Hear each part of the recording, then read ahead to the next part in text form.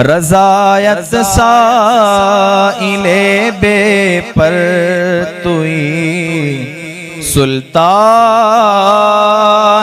लातन हर रज़ायत साइले बेपर तुई सुल्तान लातन हर रज़ायत साइले पर तुई सुल्तान लातन हर शाह बहरे अज़ी खानम अग़िस्नी या रसूल अल्लाह शाह बहरे अज़ी खानम अग़िस्नी या रसूल अल्लाह परेशानम परेशानम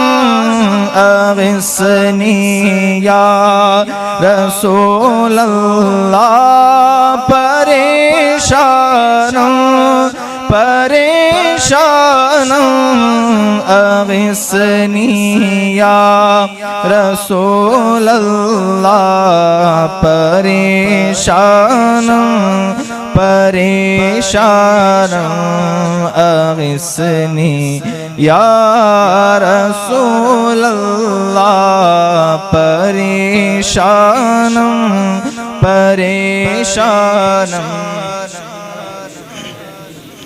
या रसूल अल्लाह।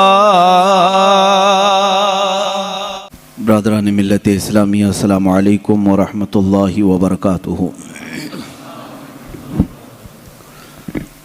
अल्हम्दुलिल्लाह अल्हम्दुलिल्लाहिल हन्नानिल मन्नान अल्लज़ी ख़लक़ल इंसान व अल्लमहुल बयान वस्सलातु वस्सलामु अला रसूलिही सय्यिदिल इंसी वल जान व अला आलिही व अस्हाबिही ज़विल खैरि वल इहसान अम्मा बअद फ़अऊज़ु बिल्लाहि मिनश शैतानिर रजीम बिस्मिल्लाहिर रहमानिर रहीम।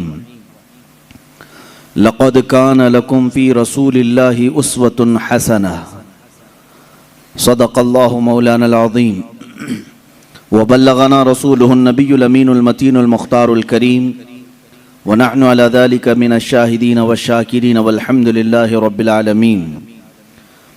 बारगाह रिसालत मुआब सल्लल्लाहु तआला अलैहि वसल्लम में दुरूद पाक का हदिया पेश करें।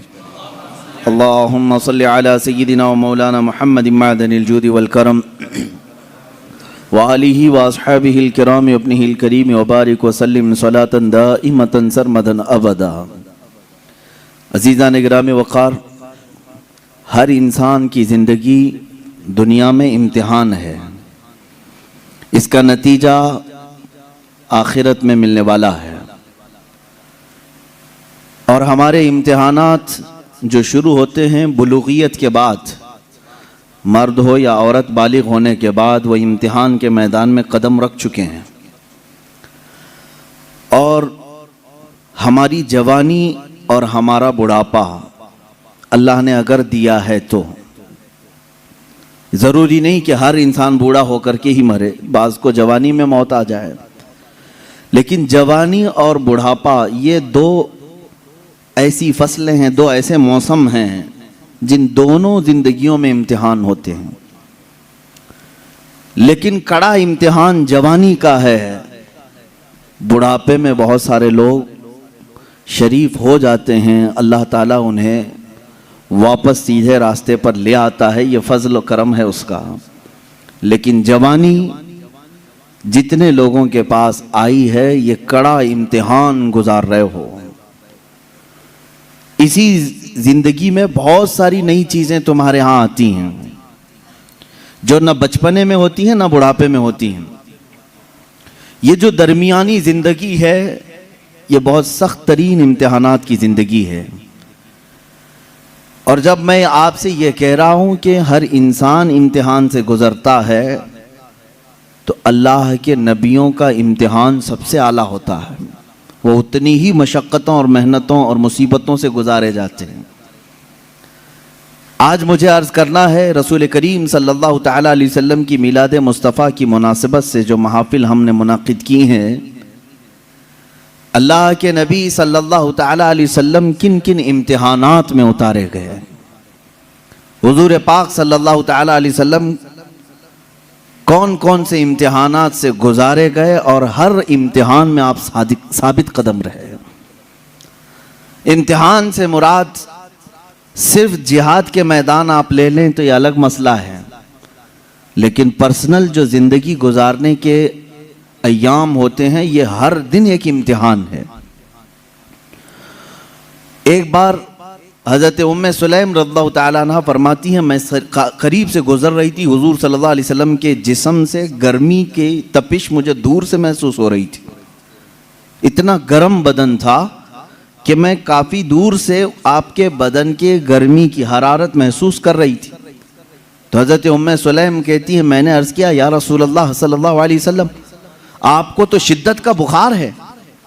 अल्लाह के हबीब सल्लल्लाहु अलैहि वसल्लम ने इरशाद फरमाया, हाँ उम्मे सुलैम, अल्लाह के नबियों को जो भी मुसीबत दी जाती है वो सख्त तरीन होती है।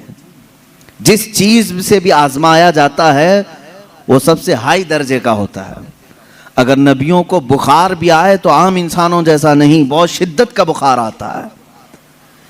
अगर नबियों को जिंदगी में कोई भी चीज़ आजमाइश के तौर पर दी गई है तो हल्की फुल्की नहीं, बहुत सख्त तरीन होती है। अब अल्लाह के नबी सल्लल्लाहु ताला अलैहि वसल्लम की ज़िंदगी पाक को रब ने कुरान में हमारे लिए आइडियल बनाया। लक़द कान लकुम फ़ी रसूलिल्लाहि उस्वतुन हसना, तुम्हारे लिए अल्लाह के रसूल की ज़िंदगी में बेहतरीन नमूना है अपनी ज़िंदगी गुजारने के लिए। अगर अपनी ज़िंदगी किसी की ज़िंदगी देखकर गुजारना चाहते हो तो सबसे बेहतरीन ज़िंदगी मुस्तफ़ा करीम की है सल्लल्लाहु ताला अलैहि वसल्लम। क्योंकि मैं आता हूँ आज अल्लाह के हबीब सल्लल्लाहु ताला अलैहि वसल्लम की अज़दवाजी ज़िंदगी। अज़दवाजी ज़िंदगी का मतलब होता है शादीशुदा ज़िंदगी। ये पूरी ज़िंदगी का कड़ा इम्तिहान इसी ज़िंदगी में होता है। जब तक आप बैचलर हैं जवानी फिर भी महफूज है, यानी आप अपने हाथों में अपनी ज़िंदगी की बागडोर लेकर चल रहे हैं। लेकिन जब किसी के साथ तुम्हारा अक्द हो जाए तो एक और नफ्स को तुम्हारे साथ बांध दिया जाता है। तो मैं अपने जिस्म की हिफाजत के साथ साथ अपनी खातून की अमानतों की हिफाजत भी जिम्मेदारी में आ गई, उसके पर्दे की हिफाजत भी तुम्हारे जिम्मे आ गई, उसके चाल चलन की, उसके अखलाक व तरबियत सबकी जिम्मेदारी तुम्हारे ऊपर आई। ये तो बहुत छोटी जिम्मेदारी है जो उसे खिलाना पिलाने वाले मामलात है। बाकी पूरी उसकी ज़िंदगी जो तुम्हारे ऊपर आई एक बड़ी आजमाइश है। एक औरत के साथ तुम इस कायनात में सही सलामत ज़िंदगी गुजार कर जा रहे हो तो इसका मतलब है कि एक बड़े इम्तिहान से कामयाब होकर निकले हो। बड़ा इम्तिहान है। अल्लाह रब्बुल इज़्ज़त ने यहाँ कायनात में हर एक के लिए जोड़ा रखा है, लेकिन आप देखें क्या हर औरत का मिजाज अपने शोहर से मिल जाता है? नहीं होता।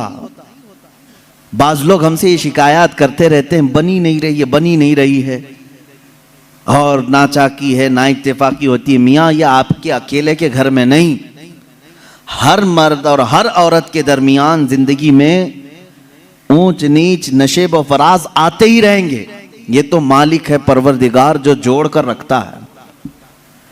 लेकिन दो मिजाजों को संभालना अपनी जिंदगी में, इसको कहा जाता है कि आदमी अब मैच्योर हो गया है। इसीलिए तो हदीस पाक में है, शादी से पहले तुम्हारा ईमान आधा होता है, निकाह के बाद तुम्हारा ईमान मुकम्मल हो जाता है। निकाह के बाद ईमान मुकम्मल। तो बगैर शादीशुदा आधे लोग हो, शादी के बाद मुकम्मल हो रहे हो, मैच्योर हो रहे हो। क्यों? इसलिए कि जिम्मेदारियों का बोझ उठाने और रास्ता चलने की आदत उसे हो जाती है। तन्हा चलना और है, पूरी कायनात को लेकर चलना और है। अब यहां मुझे बताओ मेरे अजीजों, एक औरत के साथ जिंदगी गुजार कर दुनिया से जाना एक कठिन इम्तिहान है। वहीं मेरे आका सल्लल्लाहु ताला अलैहि वसल्लम ने 11 अज़वाज मुतहरात के साथ जिंदगी गुजारी और किसी एक से भी हुजूर सल्लल्लाहु अलैहि वसल्लम की एक शिकायत भी नहीं सुनी हमने। आज दुनिया में चाहे जो भी परहेजगार हों, जैसे भी हों, बड़े से बड़े बादशाहों की बीवियां हों, लेकिन उनको अपने शोहरों से कहीं ना कोई शिकायत होगी। कुछ भी हो सकती है, सब कुछ अच्छा रखा हो, लेकिन किसी दिन उसकी ख्वाहिश के मुताबिक उसकी मिठाई ना मिली तो उसे शिकायत है अपने शोहर से, मुझे मिठाई नहीं खिलाया आज। ये सब की जिंदगियों में औरतों को अपने शोहरों से कुछ ना कुछ शिकायत है। कोई भी उसके पसंद के कपड़े आप नहीं लाके दे सके, उसे आज अपने माँ बाप के घर जाना था, तुमने टाल दिया। उसके घर वाले आ रहे थे, उनके साथ तुमने सही बर्ताव नहीं किया। ये शिकायत अपने शोहर से वो रखती है। कुर्बान जाओ, ये 11 बीवियों में से सबसे पूछा गया, रसूलुल्लाह सल्लल्लाहु तआला अलैहि वसल्लम की हयात तुम्हारे साथ कैसी थी? वह अज़वाज मुतहरात कहती हैं, अल्लाह के नबी सल्लल्लाहु तआला अलैहि वसल्लम ने पूरी जिंदगी में हमें उफ तक न कहा। हम गलतियां करती थी, खता करती थी, लेकिन रसूल पाक सल्लल्लाहु तआला अलैहि वसल्लम उसे दरगुजर फरमाया करते थे। मेरे अजीजों, इसका मतलब है हुजूर सल्लल्लाहु तआला अलैहि वसल्लम को अज़दवाजी जिंदगी में भी आजमाया गया तो बड़े इम्तिहानों से। यहाँ हम एक बीवी के साथ इम्तिहान में आए हैं, रसूल पाक सल्लल्लाहु तआला अलैहि वसल्लम ने 11 अज़वाज मुतहरात के साथ अदल व इंसाफ का परचम बुलंद किया है। कोई एक बीवी भी शिकायत नहीं कर सकती। हुजूर पाक सल्लल्लाहु तआला अलैहि वसल्लम खुद अपनी हदीस में इरशाद फरमाते हैं, खैरुकुम लिअहलिही, तुम में सबसे बेहतर आदमी वो है जो अपने घर वालों के पास अच्छा हो, अपने अहलो अयाल के पास अच्छा हो, वो सबसे अच्छा आदमी है। हाँ, बाहर बहुत नेक बनता है, अंदर जाकर के सारी शराफत खत्म हो जाती है। ऐसे बहुत सारे लोग हैं, बाहर उनको देखा जाए तो उनके हाथ में तस्बीह, मुसल्ला सब कुछ है, औरतों के साथ बदतमीजी और बुरा सलूक भी है। ऐसे कई लोगों की औरतें भी शिकायत दर्ज कराती हैं और वो कहती हैं कि हमारे शोहर कोई नमाज कज़ा नहीं करते, और प्लस ये कि मेरे पास जो शिकायत आती हैं उसमें एक एडिंग ये भी रहती है, आपका कोई बयान भी मिस नहीं करते हैं। उसके बावजूद उनकी शिकायत ये होती है कि घर में उनका सलूक बहुत बुरा है, हमें खिंजीर कहते हैं, हमें कुत्ता कहते हैं। शोहरों के मुतालिक औरतों की शिकायत है मेरे से, मैं पर्टिकुलर किसी एक को टारगेट नहीं कर रहा। जिसकी जिंदगी में ये मामलात हैं वो तौबा कर ले, इसलिए कि मेरे आका सल्लल्लाहु अलैहि वसल्लम ने फरमाया, औरत तो औरत है, जानवर के साथ भी अगर तुमने बुरा सलूक किया तो क़यामत के दिन उस जानवर को भी बदला दिलाया जाएगा। वो जानवर अपने सींग निकाल कर तुम्हें मारेगा, क़यामत के दिन वो अपना बदला लेगा। उसके चेहरे पर अगर किसी ने मारा है, ना हक बगैर ईजा देने वाले जानवर को तुमने मारा है, तो उसका बदला क़यामत के दिन दिलाया जाएगा। औरत तो औरत है, और अल्लाह ताला ने तुम्हारे जिम्मे में दिया है, ये कह करके नहीं कि लो इससे जितना चाहे काम ले लो, बल्कि इस सिन्फ़े नाजुक को अल्लाह ने तुम्हारी तरबियत में अता किया है। यूं ही समझो कि अगर तुम्हारे पास कोई नर्म और नाजुक चीज सरपरस्ती और निगरानी के लिए दे दी जाए तो उसकी कैसी हिफाजत करते, उसी तरह से तुम्हें हिफाजत करने का हुक्म है। अब और एक बात, हुजूर पाक सल्लल्लाहु तआला अलैहि वसल्लम की जो अज़दवाजी जिंदगी है, आइली जिंदगी उसको कहें, हुजूर सल्लल्लाहु तआला अलैहि वसल्लम की जो शादीशुदा जिंदगी है, इसके मामलात ऐसे हैं कि सारी बीवियां ऐसे हुजूर के पास नहीं आ गई थी कि वो पहले से बहुत ही आला किस्म की अखलाक और किरदार और सारे तमाम तर सिफात लेकर नहीं, बल्कि मुहद्दिसीन फरमाते हैं हुजूर पाक सल्लल्लाहु तआला अलैहि वसल्लम की सोहबत ने उन्हें कामिल बनाया है। यहां से एक बात पता चलती है कि तुम पहले से हूर ढूंढ रहे हो, पहले से ऐसी हो कि उसके अंदर ये क्वालिटी होनी चाहिए। अल्लाह के रसूल सल्लल्लाहु तआला अलैहि वसल्लम ने निकाह करके उन्हें कामिल बनाया है। औरतों की अखलाक, औरतों की जो आदात होती हैं वो सब में होती हैं। अज़वाज मुतहरात जो हुजूर के निकाह में आई, औरतों वाली सिफात उनके अंदर भी थी, उनके अंदर भी थी।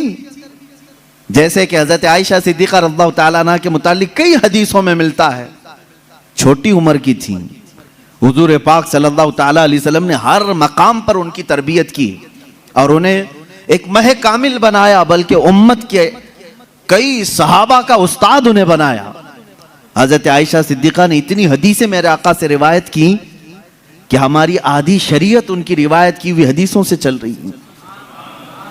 लेकिन वो निकाह में जब आई थी, कई मर्तबा के मामलात हैं। हुजूर पाक सल्लल्लाहु ताला अलैहि वसल्लम के साथ उनके कैसे मामलात थे, अपनी बीवियों के साथ हुजूर का सुलूक कैसा था। वो कायनात के आका व मौला हैं, लेकिन अपनी औरतों के लिए हुजूर शोहर ही थे। शोहर, जिस तरह एक औरत को अपने शोहर के साथ बात करने की इजाजत है, खेलने की इजाजत है, लुत्फ उठाने की इजाजत है, हुजूर पाक सल्लल्लाहु ताला अलैहि वसल्लम की हर बीवी को यह इख्तियार हासिल था। अल्लाह के नबी सल्लल्लाहु ताला अलैहि वसल्लम अपने घर जाते तो उसी अंदाज से रहते जैसे एक शोहर मोहब्बत करने वाला अपनी बीवी के साथ रहता है। यानी तुम्हारा मनसब, तुम्हारा ओहदा, अल्लाह ताला ने हुजूर को जो मनसब अता किया वो किसी को नहीं मिला, लेकिन रसूल करीम सल्लल्लाहु अलैहि वसल्लम ने अपनी बीवियों के साथ शोहर वाला सलूक फरमाया। ये कहने का मतलब क्या है मेरे अजीजों, हो सकता है तुम कंपनी के सेठ हो, तुम्हारे हाथ के नीचे 100 मुलाजिम काम कर रहे हो, लेकिन घर में जाओ तो सेठ नहीं शोहर ही बन के जाओ। हो सकता हो तुम उस्ताद हो बाहर, तुम टीचर हो, तुम्हारे सैकड़ों की तादाद में शागिर्द हो, घर जाकर के भी टीचर ही ना बनो, घर जाकर के भी प्रोफेसर ही ना बनो, बल्कि घर में तुम अपनी बीवी के साथ तुम शोहर ही हो। तुम कंपनी के सेठ बाहर, तुम उस्ताद बाहर, लेकिन खातून के साथ शोहर वाले सुलूक। शोहर वाले सुलूक में यह होना चाहिए, कभी औरत तुम्हारे साथ मजाक कर ले तो इस तरह बिगड़ने की जरूरत नहीं कि बाद लोगों के मुतालिक ये सुना है, वो कहते हैं बाहर 200 लोग मेरे हाथ के नीचे काम करते हैं, तू कैसी औरत है, तुझे बात करने की तमीज नहीं। बाहर जानती हो मेरे कितनी इज्जत होती, बाहर जानती हो लोग मुझसे टाइम लेते हैं बात करने का, और तू मेरे साथ तू तड़ाक करती है। मेरे अजीजों, अल्लाह ताला ने उसे तुम्हारा हमराज बनाया है, शरीके हयात बनाया है, लाइफ पार्टनर है। उसको इतना इख्तियार दिया करो जितना तुम उसके साथ इख्तियार रखते हो। ये मेरे आका सल्लल्लाहु अलैहि वसल्लम की जिंदगी पाक, घरेलू हालात की खुशगवार जिंदगी हुजूर की मैं बताऊं। माँ आयशा सिद्दीक़ा रज़ियल्लाहु ताला अन्हा एक कुंवारी औरत हैं, बाकी हुजूर सल्लल्लाहु अलैहि वसल्लम की सारी अज़वाज मुतहरात जितनी भी आई या तो बेवा थी या मुतल्लका थी। हजरत खदीजा रज़ियल्लाहु ताला अन्हा सबसे पहले निकाह में आई हुजूर सल्लल्लाहु अलैहि वसल्लम की। हजरत खदीजा बिनते खुवैलिद मक्का की मशहूर खातून थी, आपके अखलाक की वजह से पूरे मक्का वाले आपको ताहिरा कहते थे, आपका लक़ब ताहिरा था। आपका निकाह पहले अबू हाला नाम के एक शख्स से हुआ, उनके इंतकाल के बाद अतीक नामी एक दूसरे शख्स से हुआ, फिर उसके इंतकाल के बाद 2 शादियां ऑलरेडी हो चुकी थी आपकी, फिर आपकी उम्र 40 साल की हुई। रसूल करीम सल्लल्लाहु ताला अलैहि वसल्लम ने अपनी जिंदगी पाक में पहला निकाह अपनी 25 साल उम्र में 40 साल की बेवा खातून से निकाह फरमा रहे हैं। हुजूर पाक सल्लल्लाहु ताला अलैहि वसल्लम का यह निकाह बड़ी सादगी से हुआ, और हुजूर अकरम सल्लल्लाहु ताला अलैहि वसल्लम पर सबसे पहले ईमान लाने वाली भी आपकी शरीक हयात खदीजा रज़ियल्लाहु ताला अन्हा ही हैं। वह उम्मुल मोमिनीन सबसे पहले ईमान लाने वालियों में से। हुजूर सल्लल्लाहु ताला अलैहि वसल्लम की हर मकाम पर वो सपोर्टर रही हैं, आपकी हिमायत के लिए खड़ी रही। हुजूर अकरम सल्लल्लाहु ताला अलैहि वसल्लम उनका दिल रखने के लिए हर उनकी खुशी का ख्याल फरमाया करते थे, उनकी खुशियों का ख्याल फरमाया करते। और सेम यही हजरत खदीजा की। मैं कहता हूँ शादी से पहले हर नौजवान को चाहिए कि मेरे आका सल्लल्लाहु अलैहि वसल्लम की अज़दवाजी जिंदगी को भी पढ़े। ये नहीं कि तुम मर्द हो तो सारी खिदमत तुम्हारे लिए होनी चाहिए और तुम औरत के लिए कुछ ना करो। जैसे कि बाज लोग जब भी औरतों में खिताब करते हैं, बयान करते हैं, तो सबसे पहले औरतों को यही बताया जाता है, मर्द दिन भर थकान से चूर चूर घर में आए तो तुम उसको मुस्कुरा करके इस्तिकबाल करो। ये औरत के ऊपर फर्ज है, तुम उसको मुस्कुरा कर इस्तिकबाल करो। उसकी थकान चली जाए तुम्हें एक सदक़े का सवाब है। मेरे अजीजों, ये गाड़ी का पहिया एक टायर से नहीं चलता। तुम सारी मुस्कुराहट सिर्फ औरत ही के ऊपर थोपोगे। यहां पर तुम्हें यह भी कहना होगा, हो सकता है कभी दिन भर की थकान औरत को भी हो जो सुबह से शाम तक काम कर रही हो, तुम आ करके उसे भी मुस्कुरा करके कहो दिन भर आज तुम्हें ज्यादा थकान हुई होगी। हमेशा मियाँ ये क्यों चाहते हैं कि मेरी थकान वो पूछे ना, बल्कि आप खातून की भी मिजाज पुरसी करें। ये दोनों टायर हैं, दोनों का बैलेंस बरकरार हो। मैं अभी बताता हूँ, हुजूर पाक सल्लल्लाहु ताला अलैहि वसल्लम हमेशा ये फरमाते, अगर अपनी अज़वाज मुतहरात में से कोई नाराज हो तो हुजूर उन्हें मनाते। आप सोच रहे होंगे क्या दुनिया में कोई ऐसा भी है जिसको हुजूर से नाराज होने का हक है? हुजूर से नाराज होने का हक है? हाँ, सिर्फ बीवियों को हक था जो आम जिंदगियों में होता है, लेकिन उस नाराजगी का मतलब रसूल से नाराजगी नहीं, शौहर से किसी मामले में हो। हुजूर पाक सल्लल्लाहु ताला अलैहि वसल्लम खुद फरमाते हैं हजरत आयशा से, ए आयश, जब तू मुझसे नाराज होती है तो मुझे पता चल जाता है। हजरत आयशा पूछती हैं, आप कैसे जानते हैं मैं नाराज हूं कि खुश हूं? हुजूर फरमाते हैं, जब तू खुशी में रहती है, कसम खाती है तो यूं कहती है रब्बे मोहम्मद की कसम, और जब नाराज रहती है तो कहती है रब्बे इब्राहिम की कसम। यह हजरत आयशा की आदत थी, जब घर में कुछ बातें इस तरह से हो जाएं तो कहती इब्राहिम के रब की कसम मैंने ऐसा नहीं किया। हुजूर फरमाते हैं, जब जब तू इब्राहिम के रब की कसम खाती है मुझे लगता है तू नाराज है। हुजूर मनाते हैं, ये नहीं कि कायनात के आका व मौला से तुझे रूठने का हक क्या है। हुजूर पाक सल्लल्लाहु अलैहि वसल्लम ने अपने घर में एक शौहर वाली जिंदगी भी गुजार करके दिखाया है। एक मर्तबा हजरत आयशा सिद्दीक़ा रज़ियल्लाहु ताला अन्हा घर में हजरत ज़ैनब, एक दूसरी ज़ौजा हैं हुजूर की, हजरत ज़ैनब बिनते जहश रज़ियल्लाहु ताला आई। हजरत आयशा मैदे का शीरा बना रही थी, आटे का सत्तू जिस तरह से होता है मीठा कुछ बना रही थी। जैसी वो बना उसमें कुछ खराबी हुई हो या जो भी, हजरत आयशा हजरत ज़ैनब को खिलाने पर इसरार करने लगी कि आप घर में आई हैं, ये शीरा पूरा खाएंगी आप। हजरत ज़ैनब कह रहे मेरा जी नहीं चाहता, मैं नहीं खाऊंगी। हुजूर पाक सल्लल्लाहु अलैहि वसल्लम बैठे हुए, हजरत आयशा ने वो शीरा उठाकर पूरा उनके मुंह पे लगा दिया। अल्लाह के नबी सल्लल्लाहु अलैहि वसल्लम मुस्कुराते रहे, कुछ नहीं फरमाया। हजरत ज़ैनब से कहा कि बस बस आयशा छोटी है, तुम बदला मत लो। ये हुजूर पाक सल्लल्लाहु ताला अलैहि वसल्लम की खानगी मामलात हैं, अपने अज़वाज मुतहरात के साथ हुस्न सुलूक है। उन्हें आपस में मजाक करने का इख्तियार तक मेरे आका ने दे रखा था। ये नहीं कि इतना टाइट करो कि हंसना भी मुश्किल हो जाए, इतना तुम उनके ऊपर सवार हो जाओ कि बात करना भी मुश्किल हो जाए। नहीं, रसूल पाक सल्लल्लाहु ताला अलैहि वसल्लम ने अपनी अज़वाज मुतहरात को एक खुशहाल जिंदगी गुजारने के घर इनायत फरमाए थे। आप अंदाजा कर सकते हैं, हर बीवी के लिए अलग मकान, हर ज़ौजा के लिए अलग मकान। हुजूर पाक सल्लल्लाहु ताला अलैहि वसल्लम की आदत मुबारका थी, हर खातून के पास बारी बारी तशरीफ ले जाते हैं, सबके पास बराबर का बराबर वक्त देते। हजरत आयशा और अल्लाह ताला ने उसमें सबसे छोटी उम्र के लिहाज से। मैं यही कह रहा हूं कि औरत को तरबियत देकर कामिल बनाना यह अखलाक रसूल है। हुजूर सल्लल्लाहु ताला अलैहि वसल्लम की सुन्नत पर अमल करना चाहते हो नौजवानों, पहले से ये समझ करके चलो।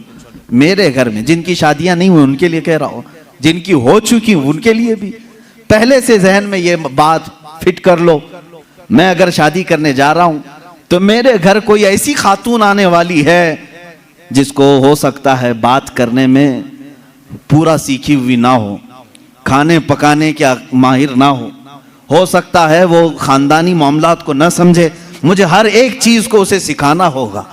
तुम अगर पहले से ये सब चीजें जहन में रखोगे तो झगड़े और ना इत्तेफाकी की बात नहीं आई। तुम पहले से एक्सपेक्टेशन ये रख करके बैठे हो कि ये 7वें आसमान से सीख करके आई हुई है घर में, कभी कुछ बातचीत हो गई तो सीधे झट से यही कहा क्या तुम्हारे अम्मा बाप ने यही सिखाया था, यही बात। और सास भी अपने बहू से यही कहती है रोटी नहीं बने, अम्मा क्या सिखाई तेरी तुझको, अब तक क्या करती रही। मेरे अजीजों, रसूल पाक सल्लल्लाहु ताला अलैहि वसल्लम के पास हजरत आयशा जब आई 9 साल की उम्र में थी, उनकी सहेलियां कहती हैं आटा गूंथते गूंथते वो सो जाती थी, उसी में सो जाती थी, रात हो जाती थी।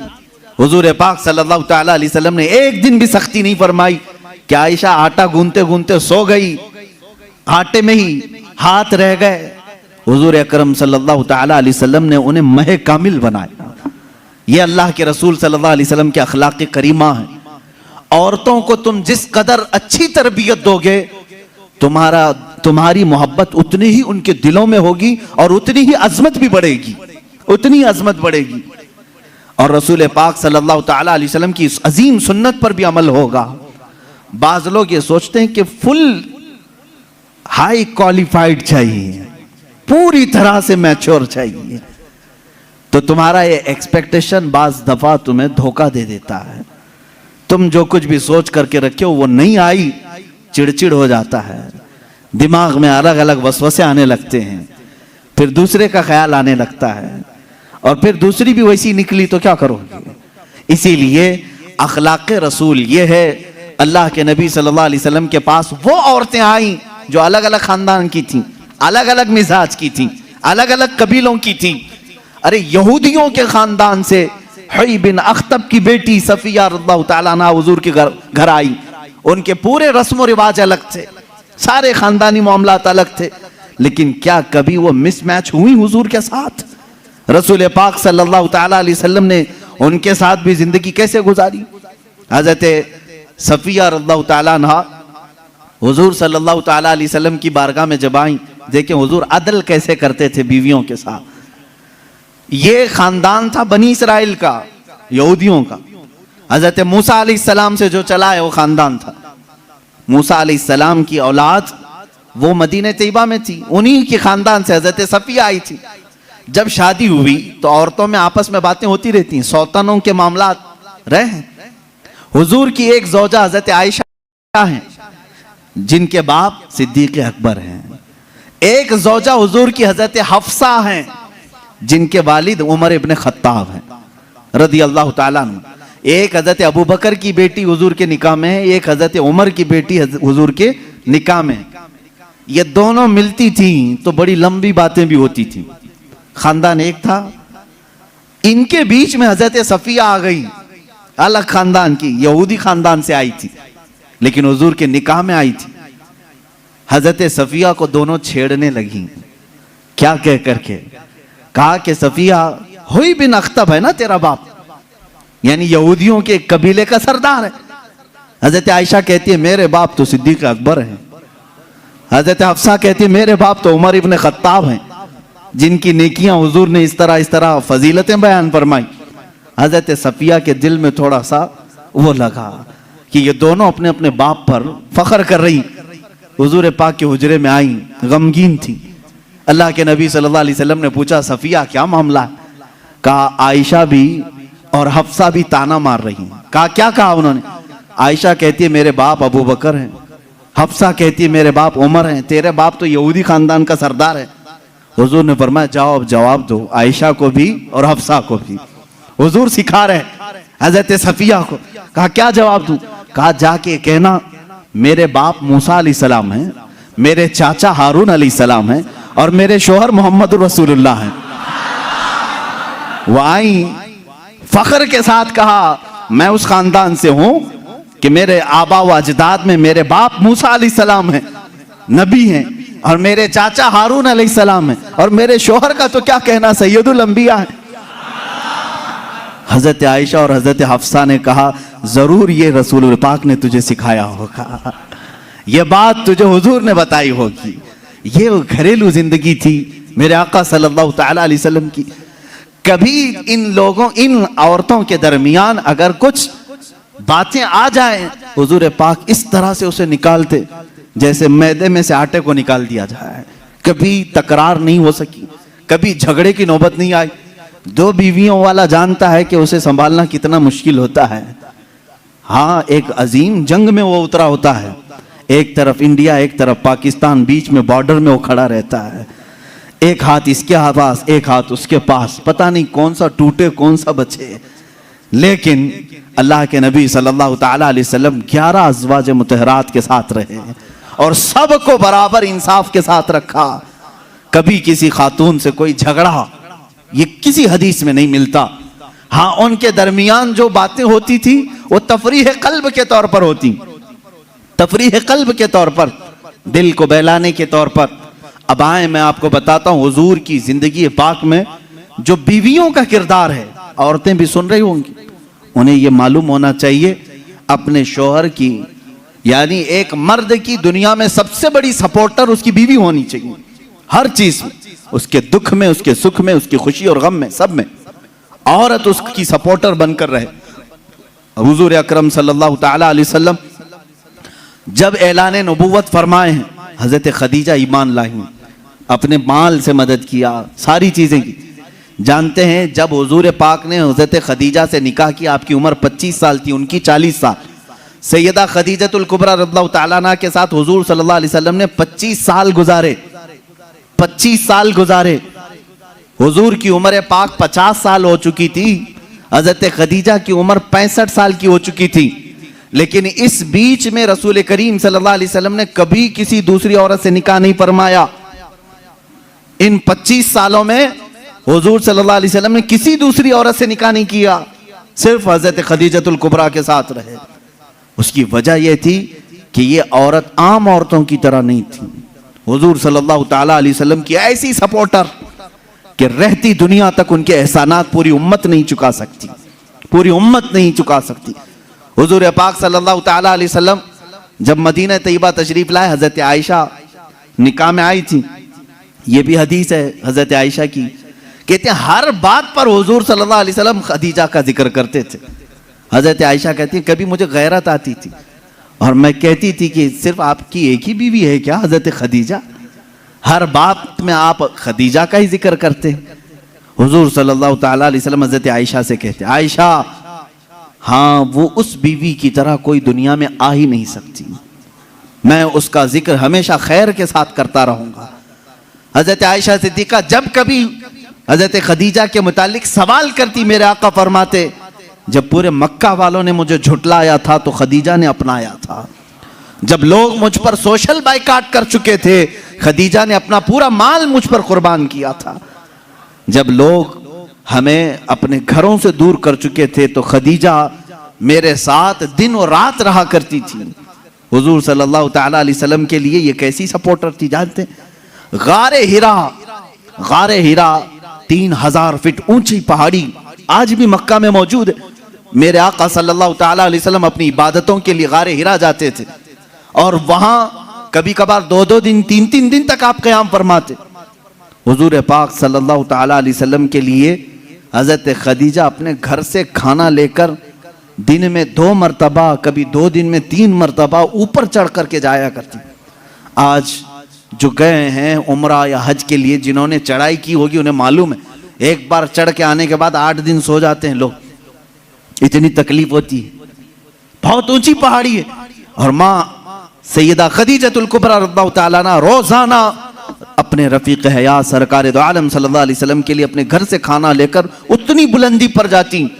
और कभी हुजूर सल्लल्लाहु अलैहि वसल्लम उतर रहे होते गारे हिरा से, या अपने घर के बाहर आकर खड़ी होकर इंतजार करती। लोग गुजरने वाले कहते हैं खदीजा आ जाएंगे तेरे शौहर, अभी ऊपर से उतर रहे हैं, तू बाहर क्यों खड़ी है, छांव में खड़ी हो जा। हजरत खदीजा कहती मुझे ये ज़ेब नहीं देता कि मेरे शौहर धूप में चले आ रहे हो और मैं छांव में खड़ी रहूं, जब तक वो मेरे पास ना आ जाए मैं भी वहीं से ही खड़ी रहूं, इसलिए कि वो धूप में आ रहे हैं तो मैं भी धूप में खड़ी रहूं। ये उनकी मोहब्बत थी। सैयदा खदीजतुल कुबरा रज़ियल्लाहु ताला अन्हा, आखिरी लम्हात हैं सैयदा खदीजतुल कुबरा रज़ियल्लाहु ताला अन्हा के। अजीज़ान गिरामी, हुजूर सल्लल्लाहु ताला अलैहि वसल्लम की सारी बीवियों में एक खुसूसियत हजरत खदीजा को यह भी हासिल है कि हुजूर अकरम सल्लल्लाहु अलैहि वसल्लम के सारे औलाद हजरत खदीजा के पेट से हुए, हजरत खदीजा के बतन मुबारक से। सिर्फ एक हैं हजरत बीबी मारिया किब्तिया के नाम से, वो बांदी थी, लेकिन अज़वाज मुतहरात में हुजूर सल्लल्लाहु ताला अलैहि वसल्लम की बीवियों में सिर्फ और सिर्फ हुजूर के औलाद हजरत खदीजा से हुए, बाकी किसी से नहीं। 6 औलाद हजरत खदीजा के बतन से हुए। हुजूर पाक सल्लल्लाहु ताला अलैहि वसल्लम के औलाद की माँ हजरत खदीजा, बल्कि यूं समझो आज पूरी कायनात में फैले हुए सादात की भी मां हजरत खदीजतुल कुबरा। यूं तो हुजूर की और भी अज़वाज मुतहरात हैं, सादात की कोई और मां हो सकती। हुजूर सल्लल्लाहु ताला अलैहि वसल्लम की अलग अलग बीवियों से अलग अलग नस्ल होती, लेकिन रब्बे जुल जलाल ने हुजूर सल्लल्लाहु ताला अलैहि वसल्लम के औलाद की मां होने का की शान सिर्फ हजरत खदीजा के सर रखा है। हजरत खदीजतुल कुबरा रज़ियल्लाहु ताला अन्हा से आखिरी बेटी सैयदा कायनात फातिमा ज़हरा रज़ियल्लाहु ताला अन्हा। अब सुनिए हदीस पाक, हुजूर पाक सल्लल्लाहु ताला अलैहि वसल्लम की ये रफ़ीक़े हयात, अपनी जिंदगी की शरीक हयात, जिन्होंने अपना सब कुछ हुजूर के लिए लुटाया था, आखिरी वक्त जब आया हजरत फातिमा को बुलाती हैं। हुजूर पाक सल्लल्लाहु ताला अलैहि वसल्लम उस वक्त बाहर थे। हजरत फातिमा से कहती हैं खदीजा रज़ियल्लाहु ताला अन्हा, बेटी मुझे लगता है मेरे आखिरी दिन हैं। हजरत फातिमा रज़ियल्लाहु ताला अन्हा की उम्र छोटी थी उस वक्त, और कहती क्या है, मुझे मेरी तबीयत की फिक्र नहीं, फातिमा मेरे जाने के बाद अपने बाबा का खूब ख्याल करना। हुजूर सल्लल्लाहु ताला अलैहि वसल्लम के मुतालिक वसीयत कर रही हैं। हजरत फातिमा से कह रही, मैंने जिंदगी के हर लम्हे ये कोशिश करती रही कि रसूल पाक सल्लल्लाहु ताला अलैहि वसल्लम के दिल अक़दस पर एक हल्की खराश भी ना आने पाए। ऐ फातिमा, तुम में से कोई भी अपने बाप के मुतालिक एक हल्की खराश आने वाला भी मामला ना करना। उस मर्ज के वक्त ये वसीयत कर रही हैं जिस मर्ज में आपकी वफात हुई।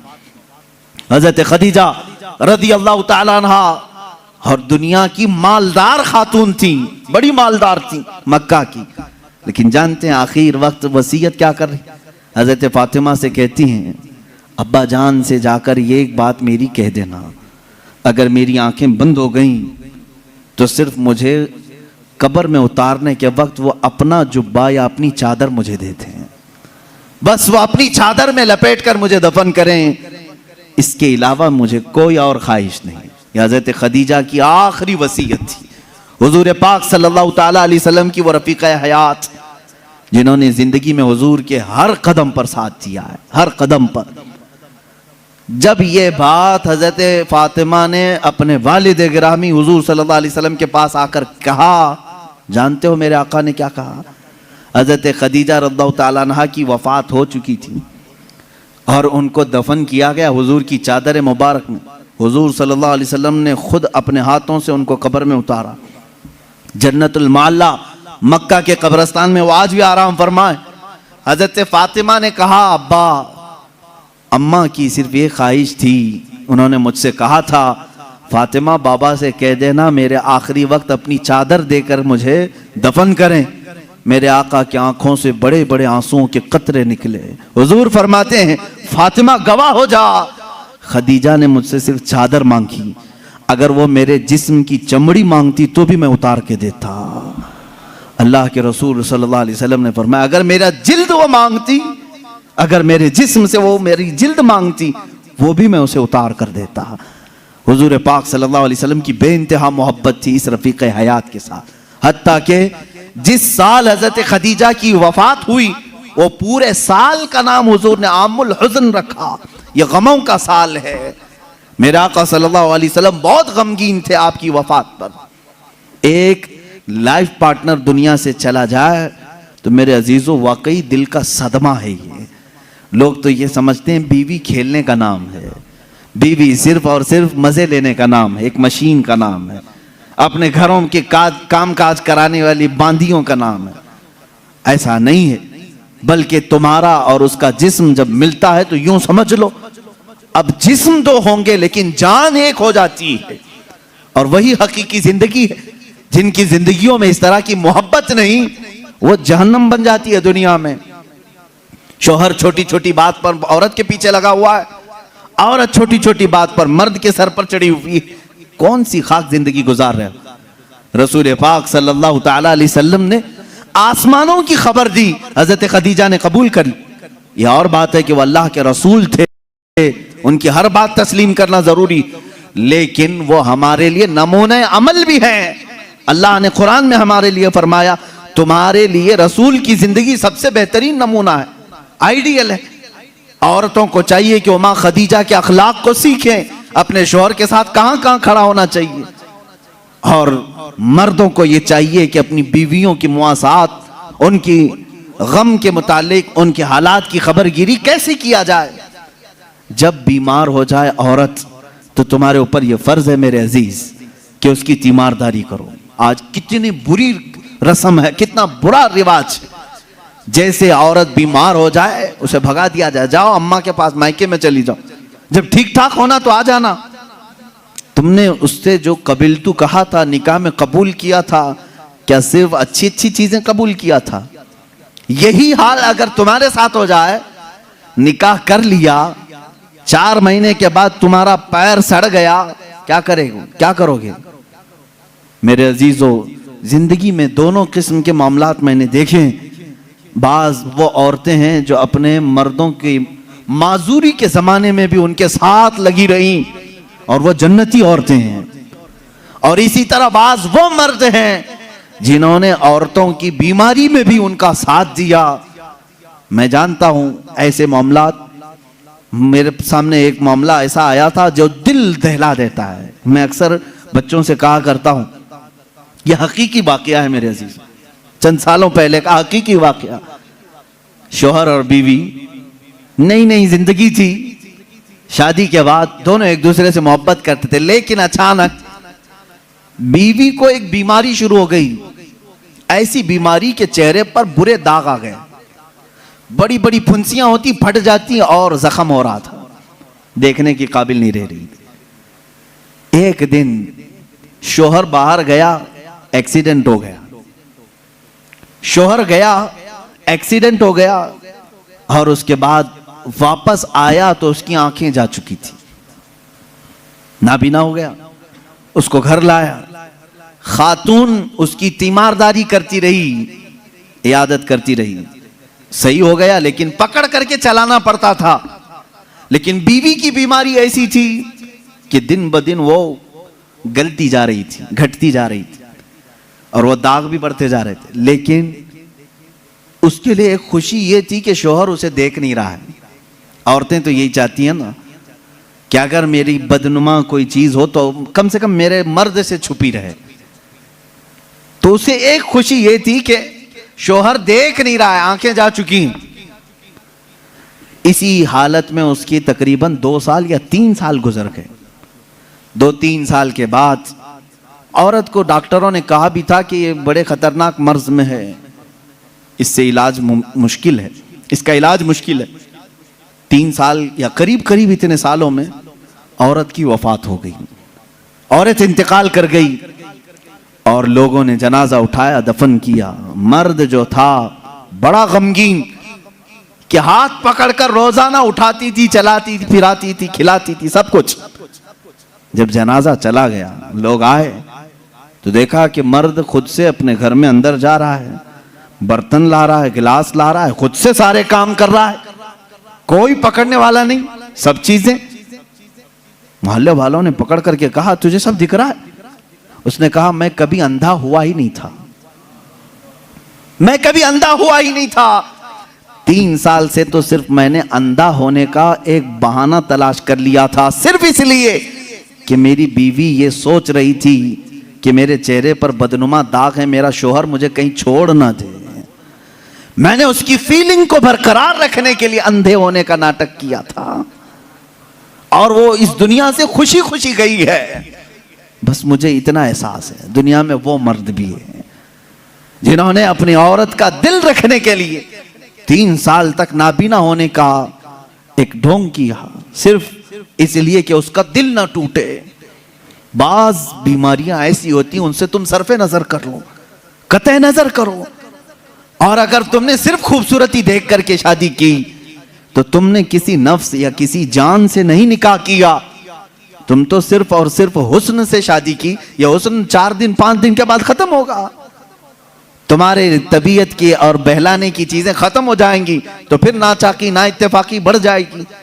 मोहब्बत जिस्म से नहीं, रूह से होती है। मोहब्बत उसके चेहरे के सपाट होने से नहीं, उसके अखलाक व किरदार से होती है।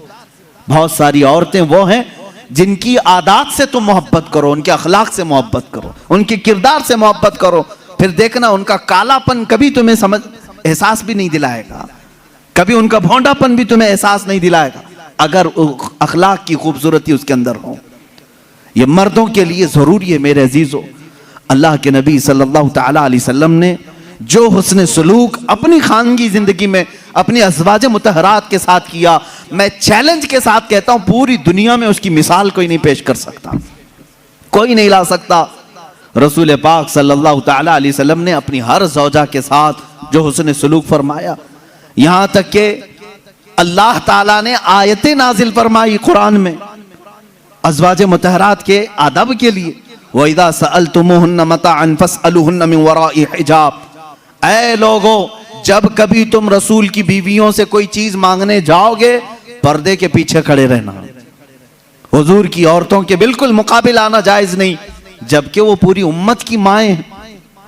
कुरान कहता है वो तुम्हारी उम्महातुकुम, वो तुम्हारी माएँ हैं। अल्लाह तबारक व तआला ने मोमिनीन की माएँ उन्हें बनाया है।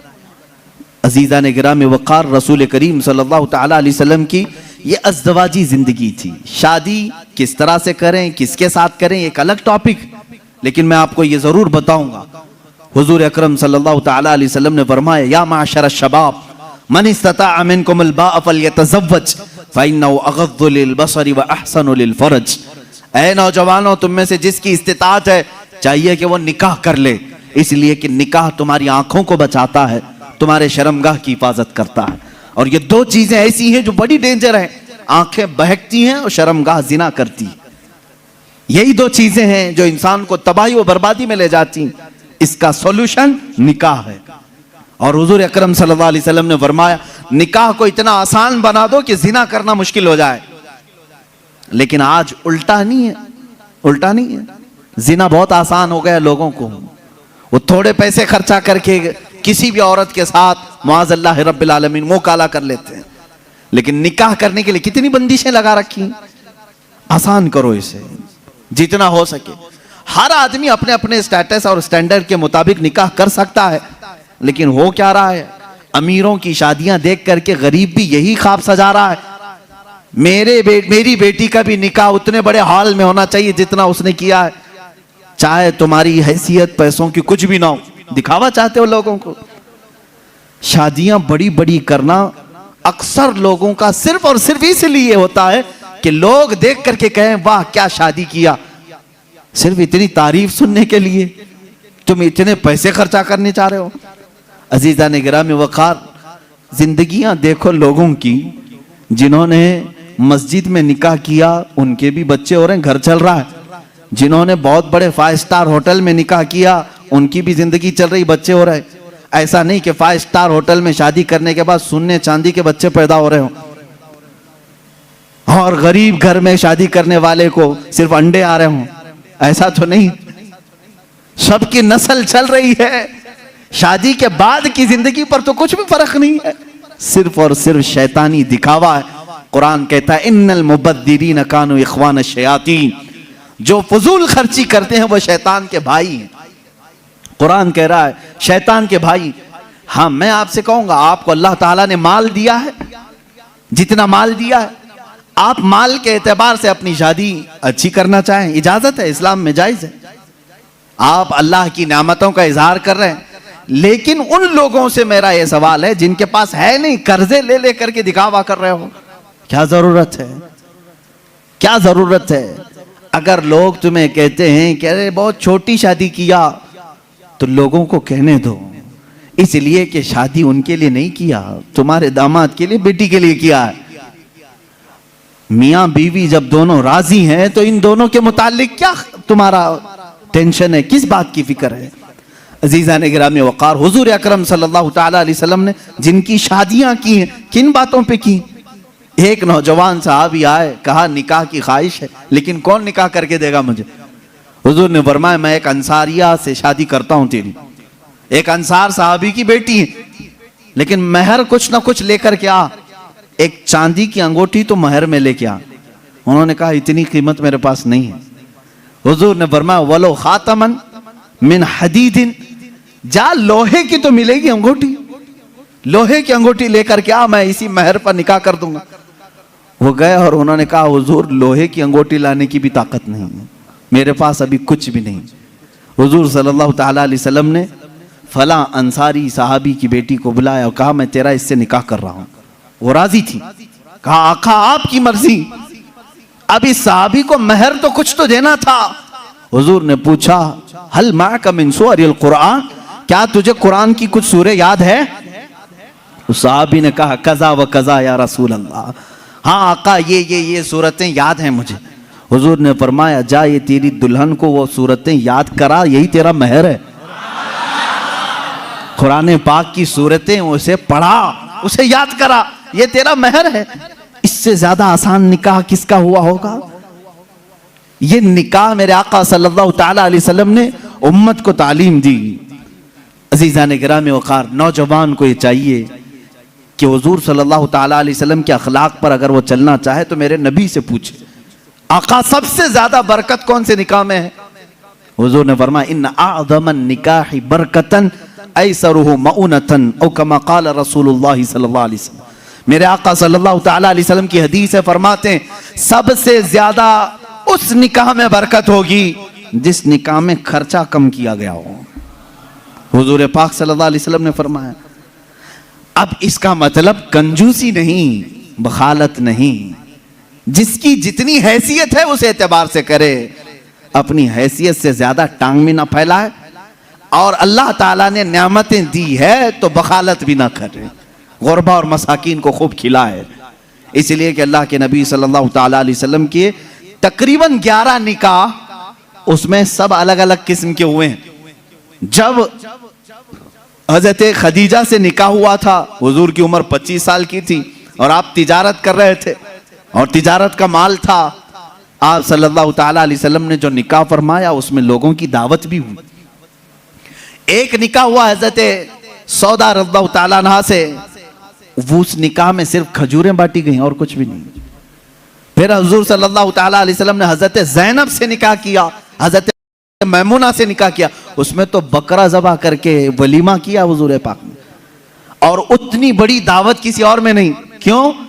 ये मैं हालात बता रहा हूं। जब तुम्हारे पास माल था या माल आया है उस एतबार से तुम्हें करने की इजाजत है, और जब ना हो तो कर्जा लेकर के दिखावा करने की इजाजत शरीयत ने नहीं दी है।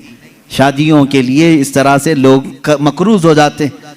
कई लोग ऐसे हैं जो अपनी पता नहीं अजीज अजीज चीजें उठाकर बेचते हैं, नहीं सिर्फ 4 लोगों में मुझे मुंह दिखाना रहता है, मुंह दिखाना रहता है, निकाह करना है बेटी का, निकाह करना है फलां का। और आज के मुआशरे से मैं नौजवानों से कहूंगा, मेरे सुनने वाले जितने नौजवान हैं, अगर नबी से मोहब्बत करते हो इस मिलाद में एक अज़म कर लो, एक अहद कर लो, हम में से जिसका निकाह होगा, हम जिससे निकाह कर रहे हैं, हम ससुर के लिए बला बन के नहीं उतरेंगे।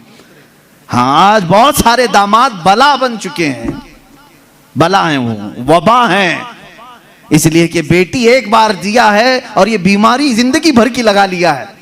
हाँ, कई लोग हैं ऐसे। कड़वी जरूर है मेरी बात, जिसने अपनी बेटी दिया है और वो पीछे लग गया है। कल ही एक खातून मेरे पास आई, शादी होकर के उसके 9 साल हुए हैं, बच्चे भी हैं। वो रोती हुई आई, कह रही है कि मेरी माँ, उसकी माँ बेवा है, उसके बाप का इंतकाल हो चुका था बरसों पहले, और बरसों पहले मेरे बाप की जो प्रॉपर्टी थी खानदानी, वो मेरी बेवा माँ को मिली है, वो कुछ लाख रुपए आ गए हैं।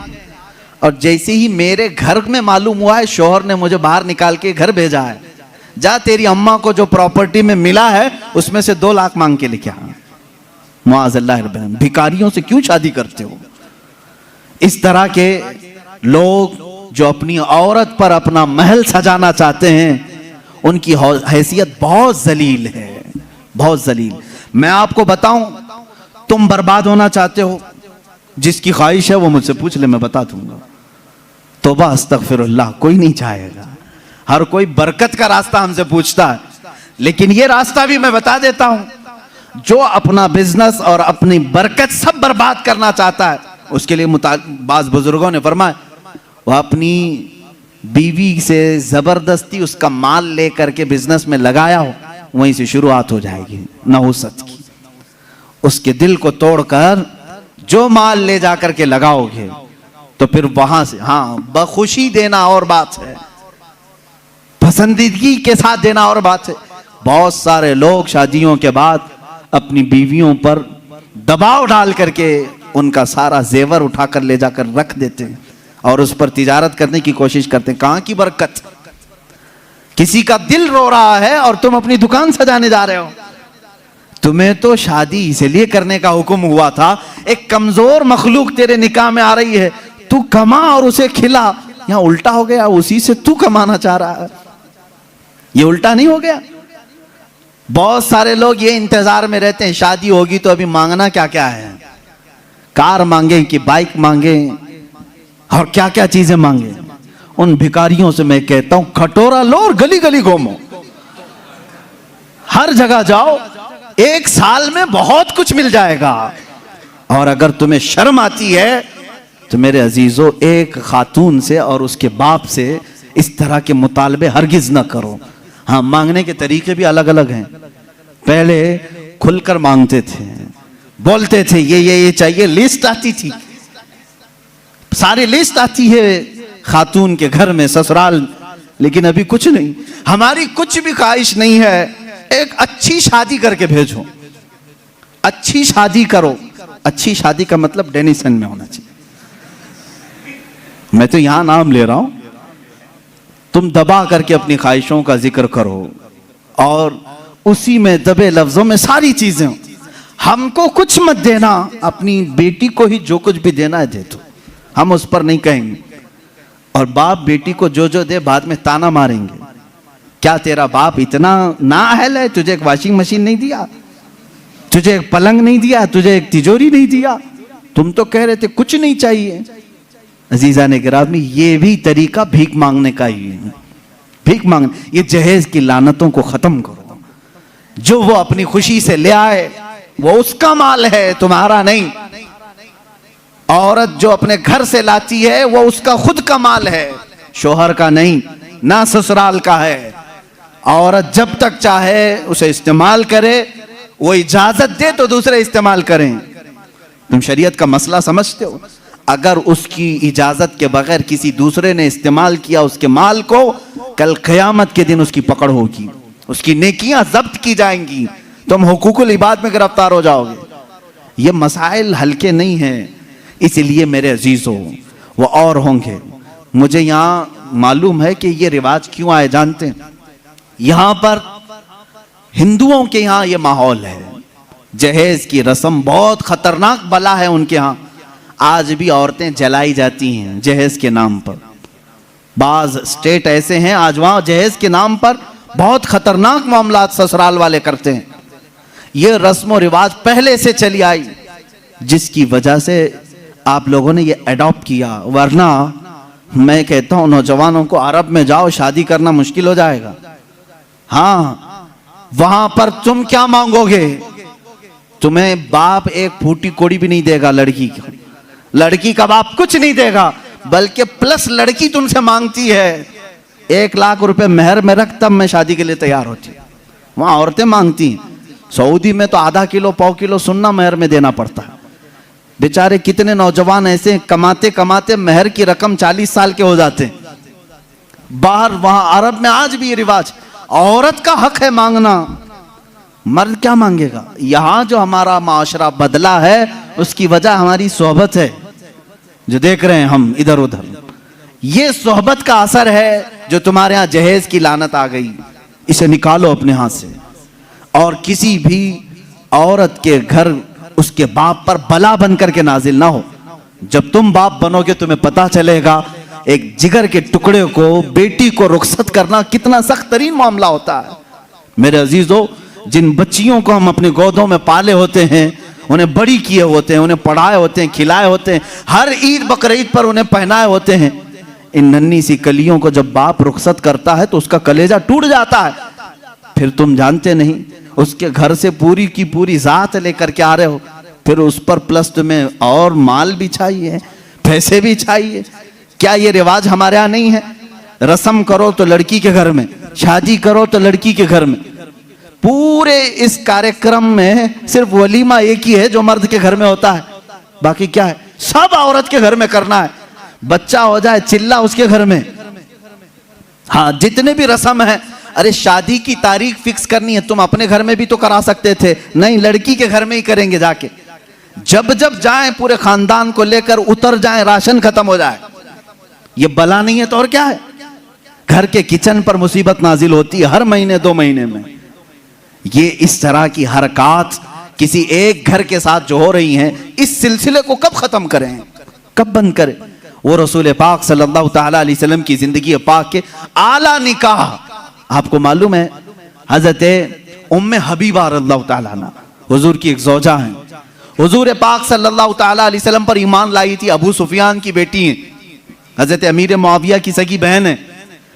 उम्मे हबीबा जिसके निकाह में थी वो उबैदुल्लाह बिन जहश, वो भी इस्लाम लाए।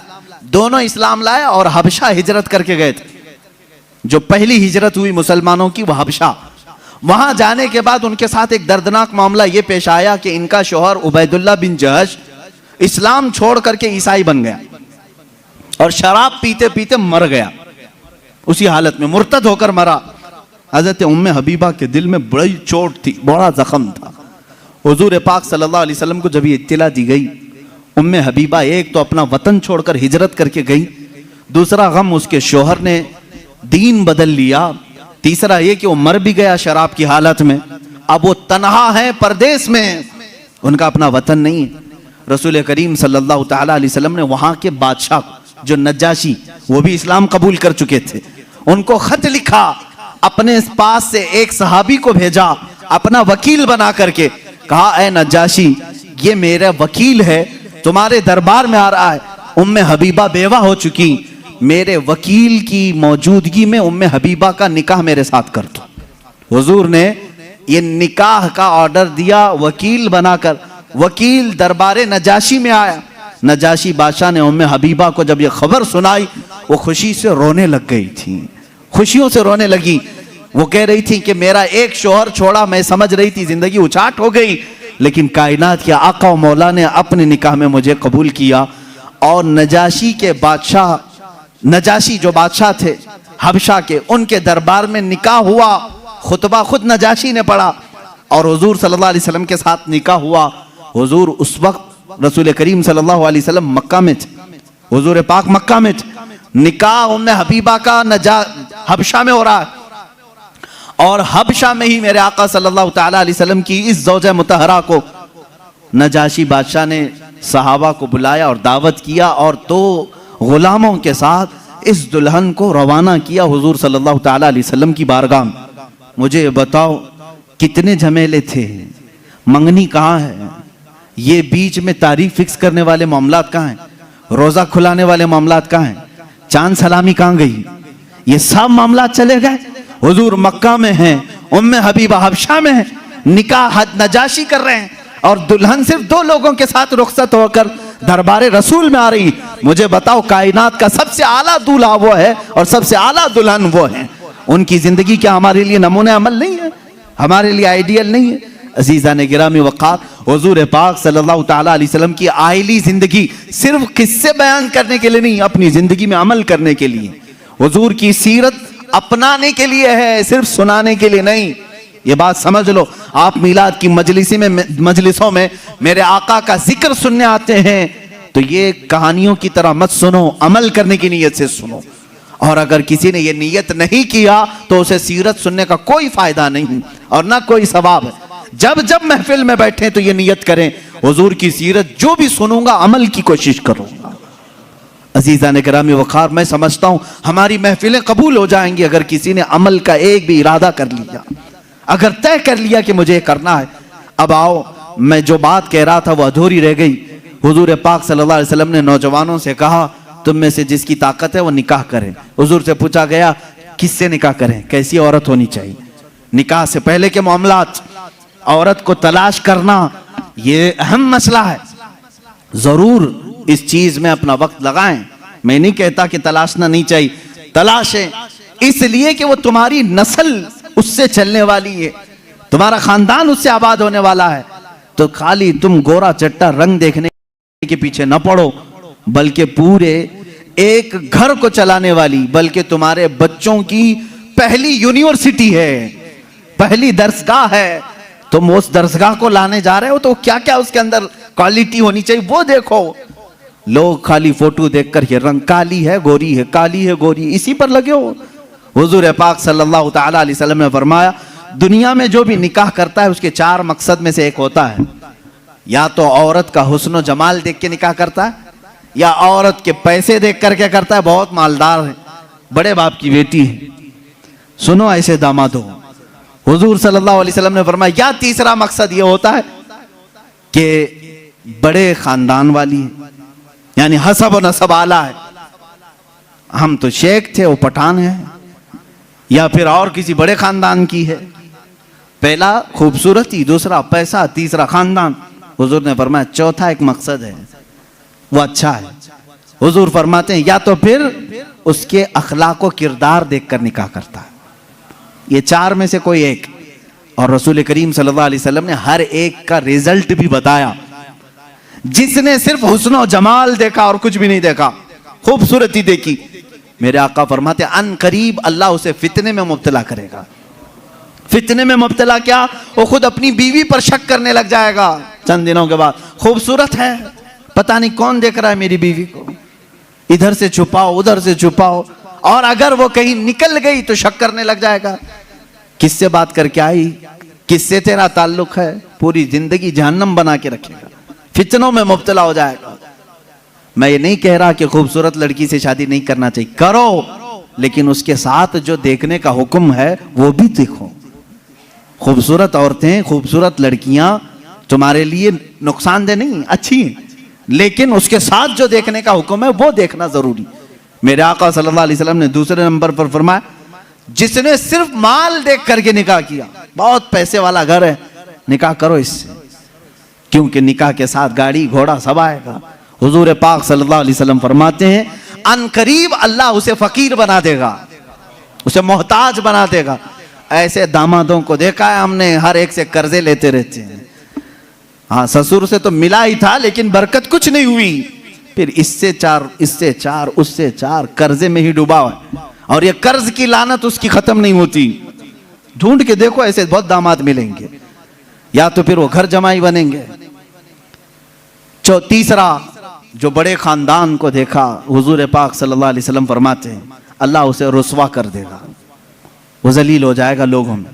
हाँ, जिसने अखलाक व किरदार देखा, औरत के अच्छे अखलाक व किरदार, उसकी दीनदारी देखा, हुजूर फरमाते हैं अल्लाह उसे दुनिया में भी बरकत देगा, आखिरत में भी बरकत देगा। अब इसके साथ प्लस क्या है, नंबर 1 तुमने दीन देखा, अखलाक व किरदार देखा, उसके साथ हुस्न जमाल भी मिल गया तो बोनस है तुम्हारे लिए, साथ में मालदार भी मिली तो भी प्लस पॉइंट है, बड़े खानदान वाली भी मिली तो और अच्छा है, सोने पे सुहागा है। हाँ, लेकिन नंबर 1 सबसे पहली चीज उसकी दीनदारी। तुम्हारे घर की औरतों को जब भेजो किसी लड़की को देखने के लिए, सिखा करके भेजो, जाते ही ये ना पूछें क्या क्या पकाना आता है, क्या क्या सिलना आता है, एम्ब्रॉयडरी आती है कि नहीं आती है, ये नहीं, सबसे पहला सवाल करो कि कुरान कितना पढ़ा है, कुरान पाक तजवीद के साथ जानती है नहीं। पहला सवाल करो अपनी बहुओं से, उन सासों के लिए मैं कह रहा हूं, कढ़ाई लिखाई और सिलाई ये पूछना बाद की बात है, पहली चीज उसका दीन पूछो।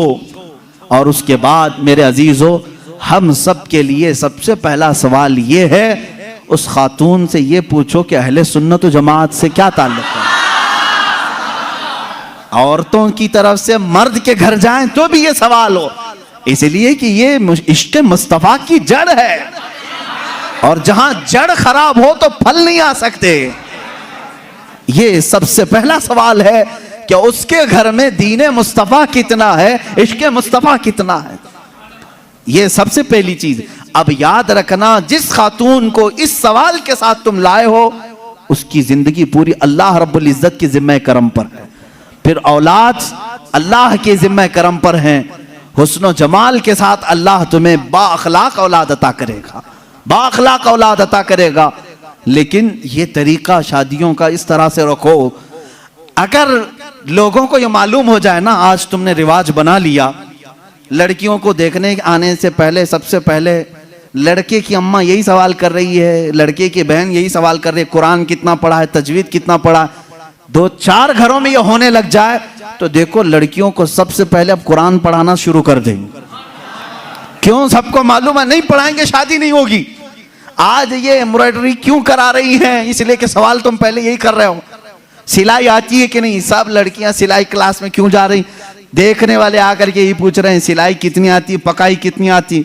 इंडोनेशिया का माहौल मैंने देखा, इंडोनेशिया के हमारे बहुत सारे दोस्त हैं, सबसे ज्यादा मेरे ख्याल से हज पे आने वाले इंडोनेशिया के लोग। क्यों जानते हैं? वहां जो भी लड़की देखने के लिए जाते हैं या लड़के को लड़की वाले देखने आते हैं, पहला सवाल करते हैं हज किया है कि नहीं। हज किया है तो बाप अपनी बेटी देता है, हाजी को दे रहा हूं। और इसी तरह लड़का भी फख्र करता है, मेरे तकरीबन 100 से ज्यादा इंडोनेशी दोस्तों, सब की औरतें हज्जन है और वो खुद हाजी हैं। कहते हैं हमारे यहाँ शादी से पहले हज करा देते हैं, इसलिए कि इसी बेस पर शादी होती। ये कितने अच्छी चीज है कि दीन का सवाल हो रहा है, दीन पूछा जा रहा है। हाँ, ये तो तुमने लड़कियों से जाकर के घरों में पूछा, कढ़ाई आती है, सिलाई आती है, पकाई आती है। और यही सवाल लड़की के घर वाले जब लड़के पर के पास आते हैं, क्या करते हैं? कौन सी ऑफिस में काम कर रहा है, परमानेंट जॉब है कि प्राइवेट जॉब है, कैसी जॉब है, ये सब सवालात तो है ही। लेकिन धीमे धीमे प्रॉपर्टी भी पूछते हैं, कहाँ कहाँ है, कितनी जायदाद है। खुद डायरेक्ट ना पूछे तो किसी से पूछवा लें, बाप की कितनी जायदाद है। ये सवालात हैं। इन बेसिस पर, इन बुनियादों पर जब शादियां होंगी तो खुरापात नहीं तो और क्या होगा। इस्लाम की जो मुकद्दस शादियां थी वो किस बुनियाद पर होती थी जानते? एक वाकया मैं सुनाता हूं तुम्हें। शाह किरमान बड़े बुजुर्ग हैं, बड़े साहब कश बुजुर्ग किरमान के, उनके मुतालिक ये रिवायत है। वो मालदार भी थे, अपने वतन के सरदार भी थे।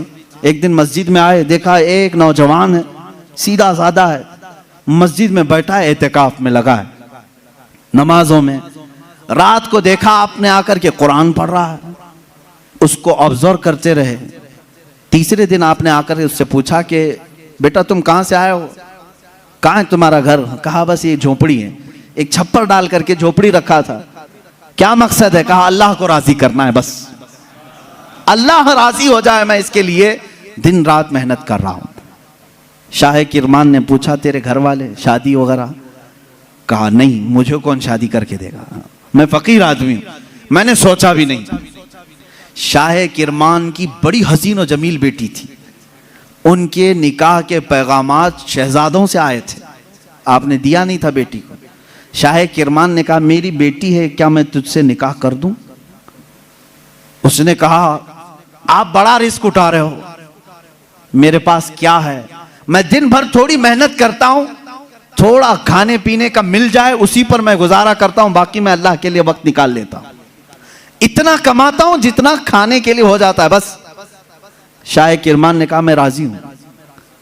उसने कहा फिर सोच लें, आप मेरा घर देख लें। कहा मैं तुझे देख लिया बस काफी, घर कहां है तेरा वो नहीं। अपनी बेटी से जाकर के कहा एक हसीन शहजादा मैंने तेरे लिए ढूंढ लिया। बेटी भी ऐसी नहीं कि चंचल हो, हुस्न की परी हो तो नाटक और नखरे आ जाए ना, शाह किरमान की बेटी थी। कहा बाबा जान आपने जो फैसला किया वो बिल्कुल सही होगा। कहां घर है? कहा झोपड़ी में है एक, बस जो फड़ लगा करके दरख्तों के एक झोपड़ी बनाया हुआ। ये शाह किरमान की बेटी, वक्त के फरमा रवा वहां के सरदार और हाकिम की बेटी तैयार है। आपने जरूर उस नौजवान में कोई तकवा देखा होगा। कहा हाँ। मगरिब में आए, मस्जिद में निकाह हो गया, मस्जिद में निकाह हो गया और दूल्हे से कहा आजा अपने घर, हमारे घर खाना खा ले और अपनी दुल्हन को लेकर अपने घर चला। निहायत सादगी से शादी हुई।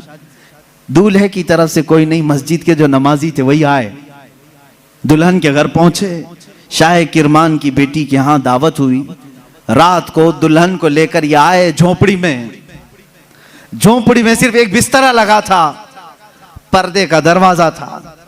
पर्दा गिराया और एक सुराही पानी की रखी हुई है, जिसमें मटका जिसको कहें आप, उस पर एक आधी रोटी रखी हुई है सूखी। खातून आई, सबसे पहले पूरी झोपड़ी को देखती रही और उसके बाद पूछी ये रोटी किस चीज की है।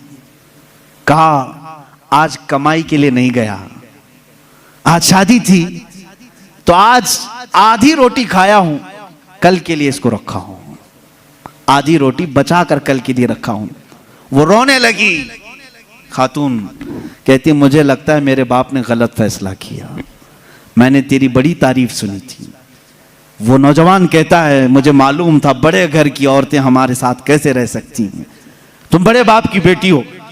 वो शहजादी कहने लगी ना, बड़े बाप की बेटी बड़े घर की तमन्ना नहीं कर रही है, मुझे मेरे बाप ने कनाअत और तवक्कुल सिखाया है अल्लाह की जात पर।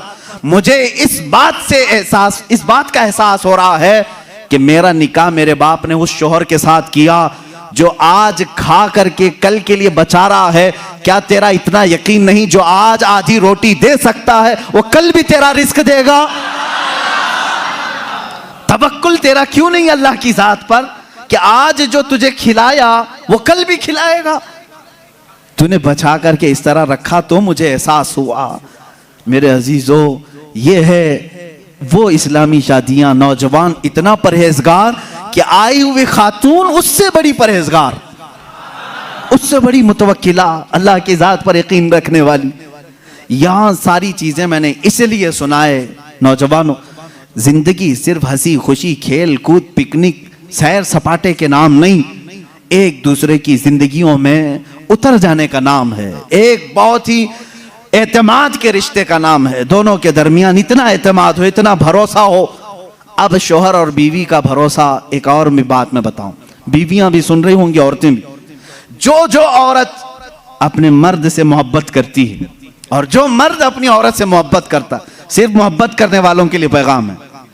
क्या तुम ये चाहते हो कि तुम्हारी बीवी हमेशा तुम्हारे साथ रहे?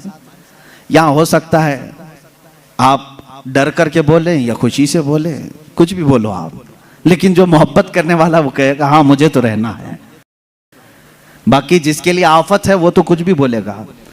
औरतें जो मोहब्बत करने वाली, मैं ये कहूंगा, क्या तुम चाहती हो कि तुम्हारा शौहर भी हमेशा तुमसे मोहब्बत करे और तुम हमेशा उसके साथ रहना चाहती हो? तो मेरे अजीजों, बुजुर्गों ने लिखा है, वो कितने बेवकूफ हैं वो लोग जो आपस में एक दूसरे से मोहब्बत करते हैं। दुनिया में हर औरत चाहती है कि मेरा शौहर छोड़ के कहीं ना जाए। मर्द ये चाहता है कि मेरी औरत मेरे अलावा किसी और को न देखे।